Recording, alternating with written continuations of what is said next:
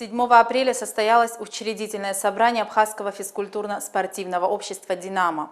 В результате голосования избраны новые руководители ФСО, председатель, министр внутренних дел Леонид Запшба и заместитель председателя, старший советник министра внутренних дел Александр Адлиба. На собрании обсуждались вопросы активизации деятельности ФСО, в частности, пути широкого вовлечения в спортивную жизнь молодежи и подростков, а также активного участия в спортивных мероприятиях сотрудников силовых ведомств, являющихся учредителями ФСО «Динамо». Это Министерство внутренних дел, Служба государственной безопасности, Государственная служба охраны, Министерство по чрезвычайным ситуациям, Министерство по налогам и сборам и Государственный таможенный комитет Республики Абхазия. Также был рассмотрен вопрос об укреплении материально-технической базы ФСО.